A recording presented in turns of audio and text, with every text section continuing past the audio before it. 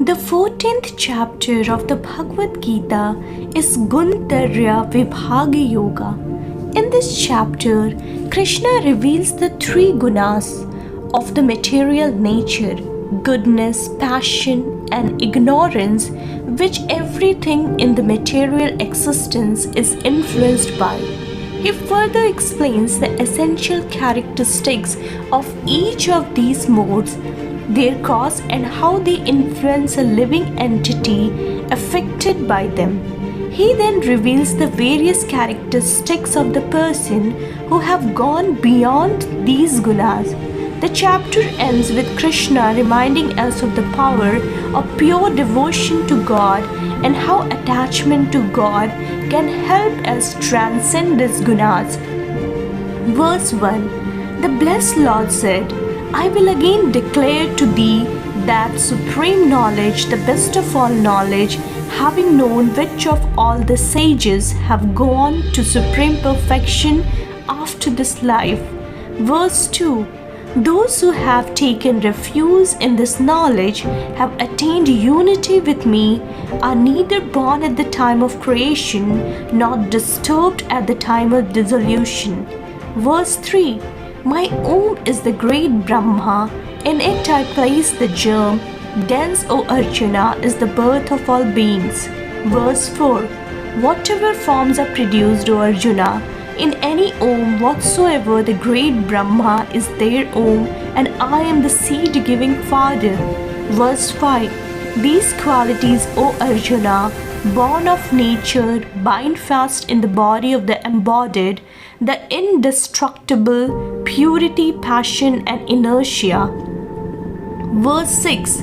O this sattva, which is luminous and healthy due to its stainlessness, binds one by attachment to happiness and knowledge, O sinless one. Verse 7. Know, O Arjuna, that Rajas is of the nature of passion, the source of thirst and attachment. It binds fast the embodied one by attachment to action. Verse 8.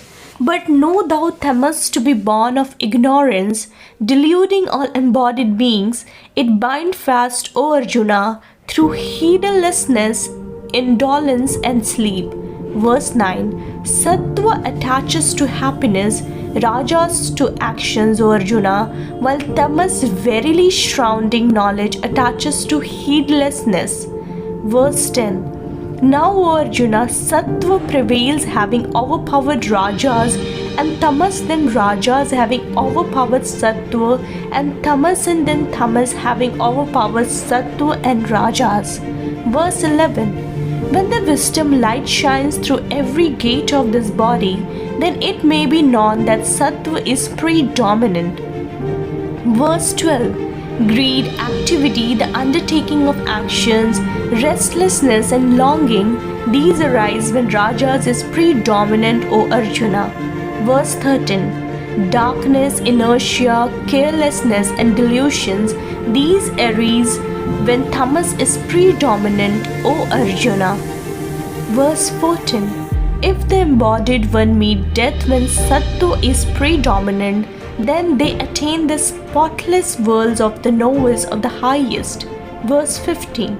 Meeting death in Rajas, he is born among those who are attached to actions, and dying in tamas, he is born in the womb of thoughtless. Verse 16. They say that the fruit of good action is sattvic and pure. Indeed, the fruit of Rajas is pain, and the fruit of tamas is ignorance. Verse 17. From sattva arises knowledge, and greed from Rajas. Heedlessness and delusions arise from tamas, and also ignorance. Verse 18. Those seated in sattva ascend, those of Rajasic nature dwell in the middle, and those of tamasic nature abiding in the functions of the lowest guna descend.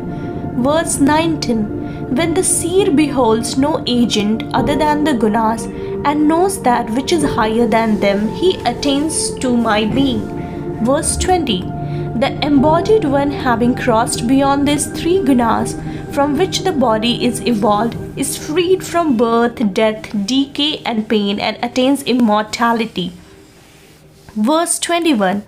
Arjuna said, "What are the marks of one has transcended the three qualities, O Lord? What is their conduct and how do they go beyond these three qualities?" Verse 22. The blessed Lord said, "When light, activity, and delusions are present, he does not hate them, nor does he long for them when they are absent." Verse 23.